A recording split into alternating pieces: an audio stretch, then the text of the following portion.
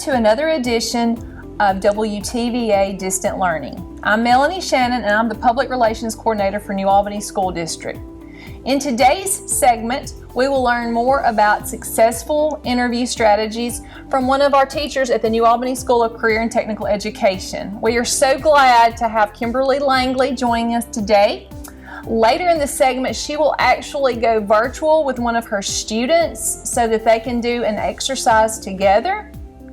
Later in the segment, we will have Sarah Garrett, a second grade teacher at New Albany Elementary School. She will be showing you the life of a daily virtual school teacher.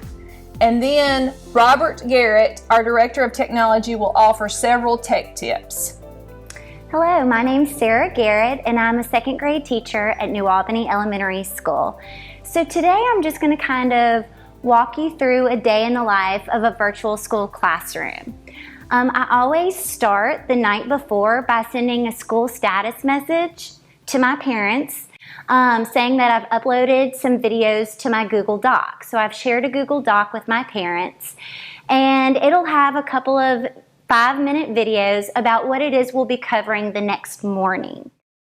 For example, like if I'm teaching Standard 2MD10, reading and interpreting a bar graph, then there will be 2 little videos, maybe like a Brain Pop Junior or a vocabulary video that will get that standard fresh in their brain. All of the standards that we're currently teaching this 4th 9 weeks are all review standards, so the students have seen them before. We always log on to our Google Meet at 10:30 and it goes from 10:30 to 11:30, and it is so great to be able to see their little faces every day.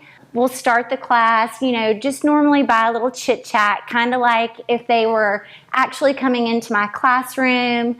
I'll greet them and they'll tell me knock knock jokes and what they did over the weekend. But then we'll get down to business in our Google Meet. We use Google Meet as our virtual platform to see and communicate with our students. Now, there are other virtual platforms you could use like Zoom or Skype, but our district has chosen to use Google Meet. And it's great because I have my students in a grid format, and it really is like I'm looking out at all of their little faces. When it's time for me to teach, I always ask my students to mute their mics because there is a lot of background noise, little sisters, big brothers, they'll be playing in the background or even having class of their own. So it's very important that you ask your students to mute their mic. As I'm teaching the lesson, I'm still doing the I do, we do, you do methods. So I will work some problems or go over a standard, just me modeling for the students, and then we work some together. And I use Mastery Connect to assess my students multiple times. If I'm teaching math, I'll model, and then when it's time for us to do it, we'll do some together. But then I always have them log off of the Google Meet to take a Mastery Connect assessment, about 4 questions, just so I can see who's getting the hang of it and who I need to remediate. After they are finished with that Mastery Connect, they'll log back on, and immediately as soon as they submit, I'm able to see who's mastered it, who's still kind of iffy about it, and who needs a good bit of remediation. So we'll go over those frequently missed questions together, and then at the very end, I give them an independent Mastery Connect to do on their own. And most of the time, I'm seeing full-on mastery, but the good thing is for those who have not mastered it, we have a separate little small remediation group that meets on Friday. And I just message those parents of those students who need more one-on-one time with me. So that's called my office hour. So at the end of my lesson, I always update the Google Doc that I've shared with my parents, and I'll put a little assignment in there, or I'll also upload the videos for tomorrow's lesson.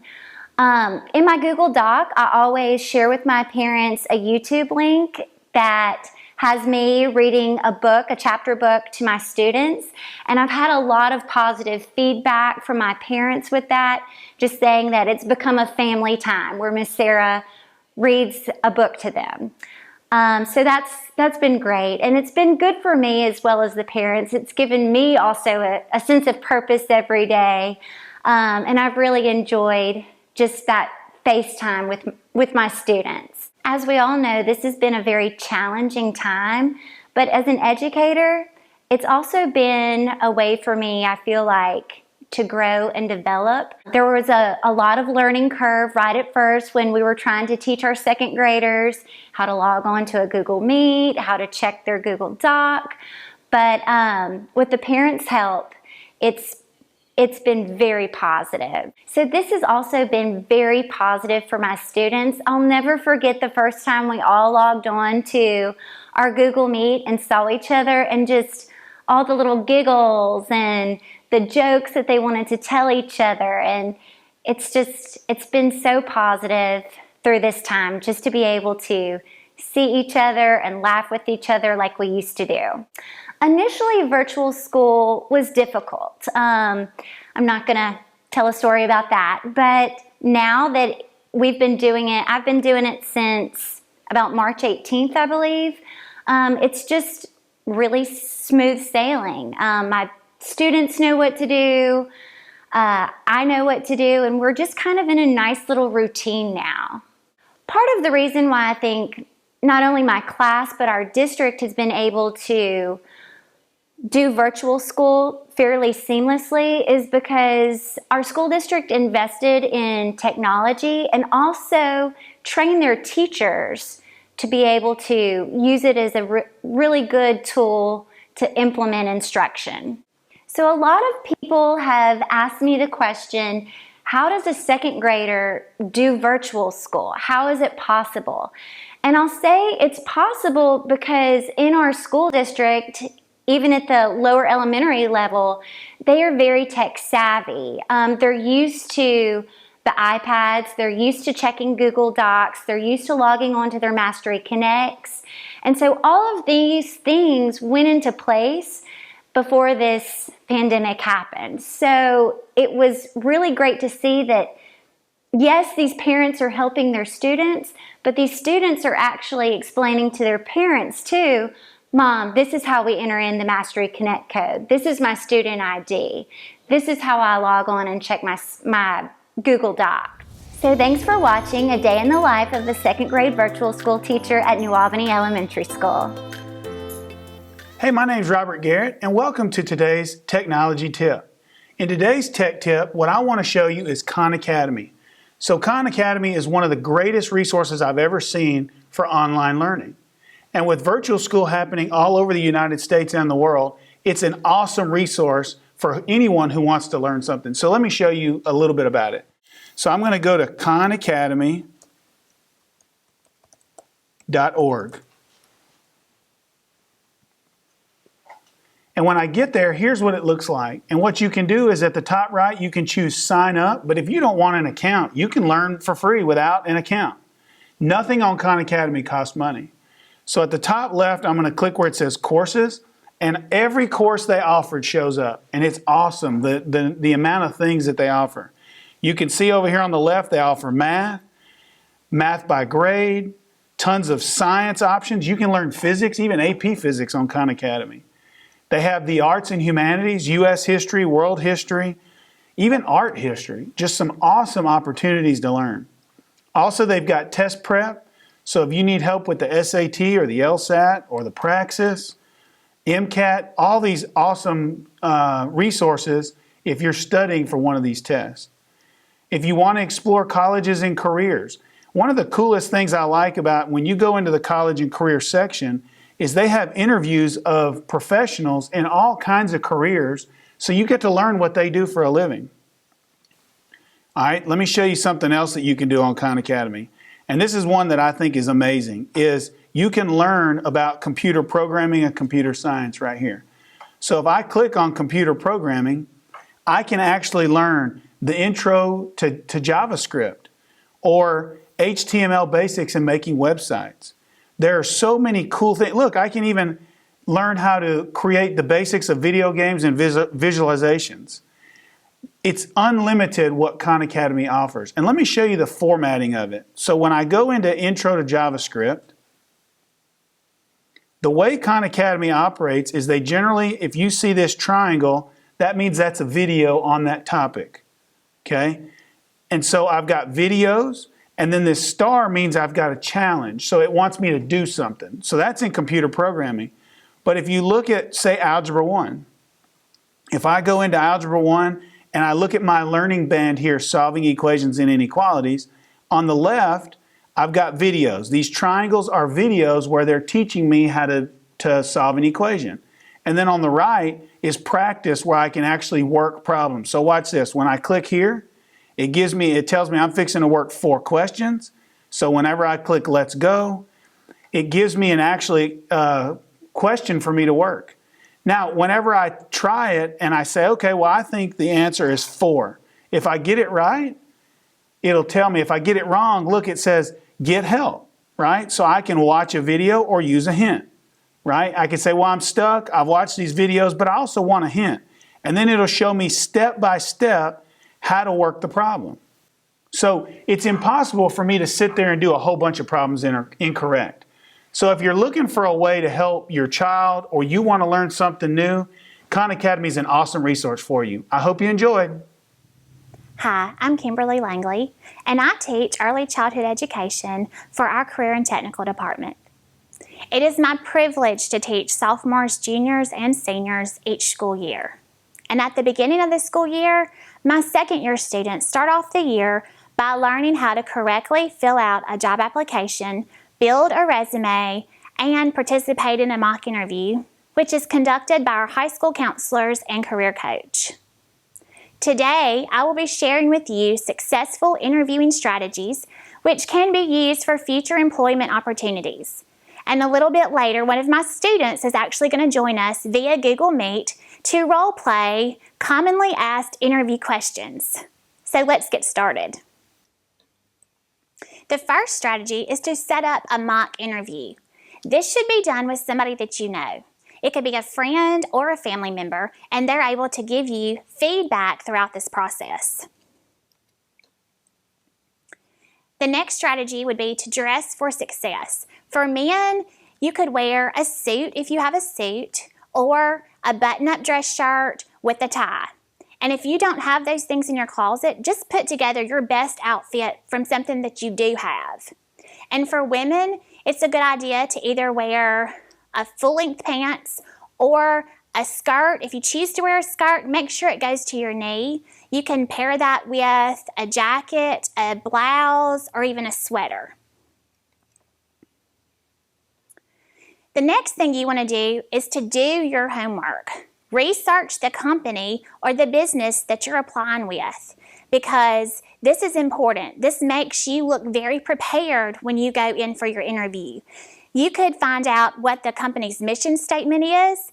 You could also look over the history of that company, see what they're about.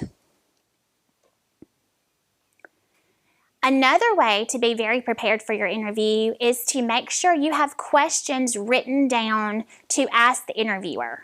Now, any interview that I have ever been on, the interviewer has always asked me, do you have any questions for me? Well, when you can pull out a notepad that you have jotted those questions down on, that will show that interviewer that you are very prepared for that interview.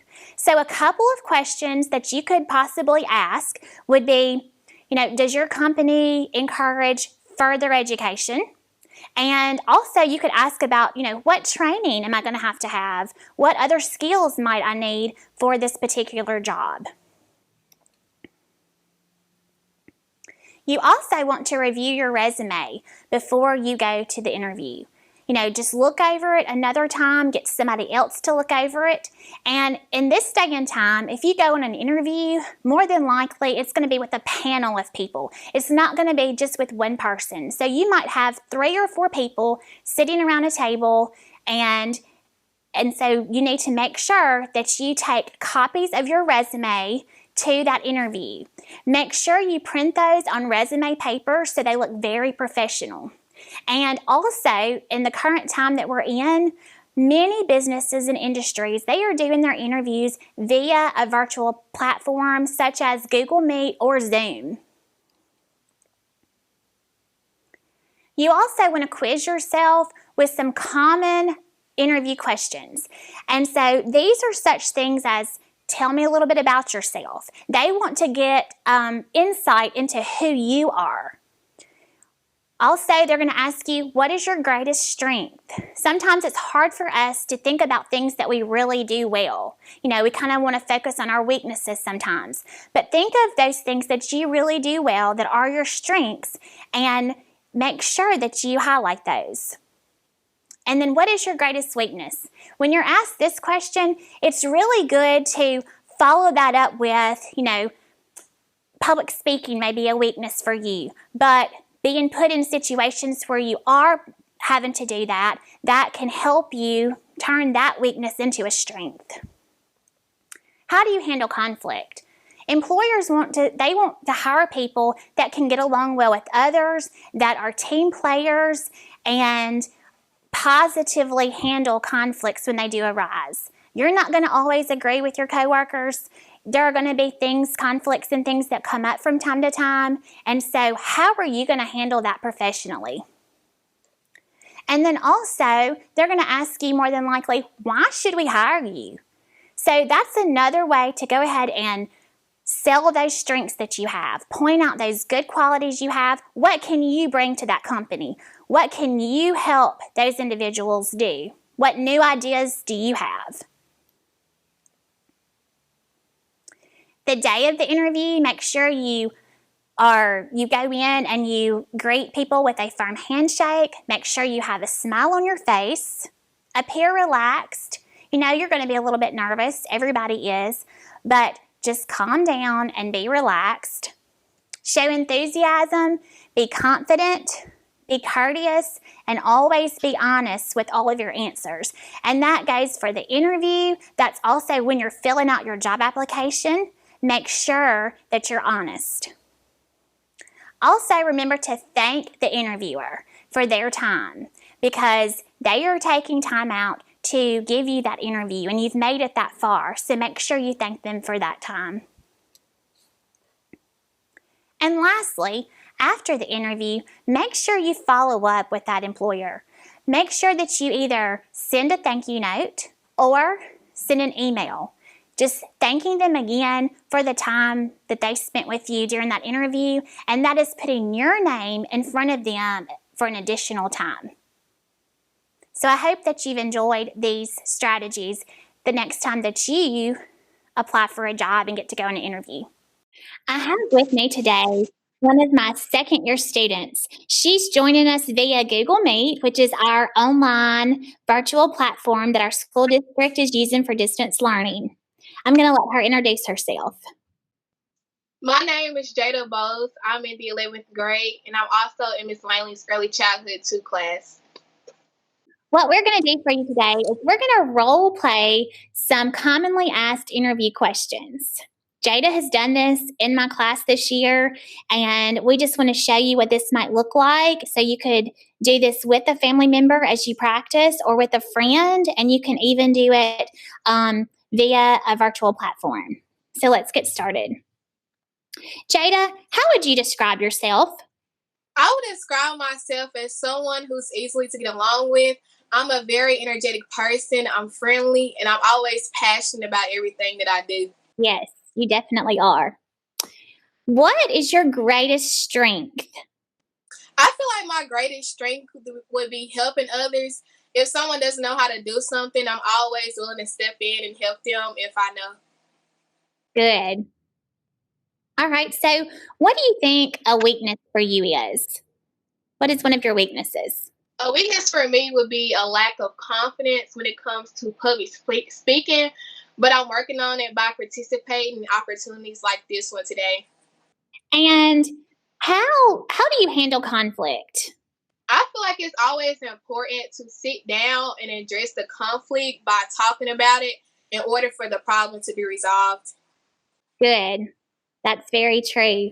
And like I said, Jada has been in my class this year, and she has learned how to correctly fill out a job application. She's built her resume, and she's also already participated in a mock interview. So Jada, what can you say about that experience, and how has it helped you?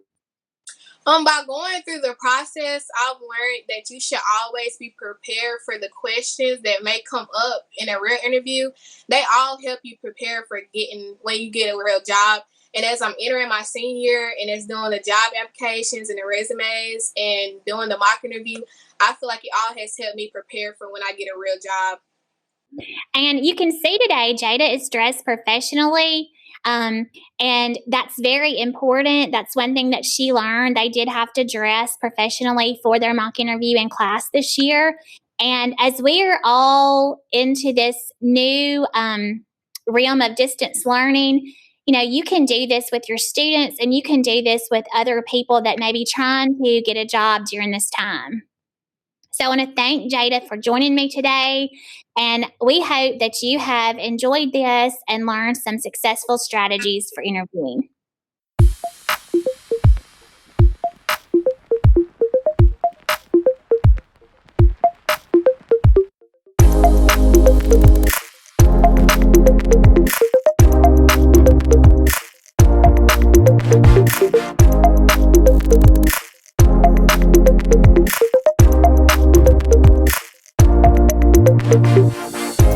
Favorite thing about working in the school district is the support that we receive from our administration.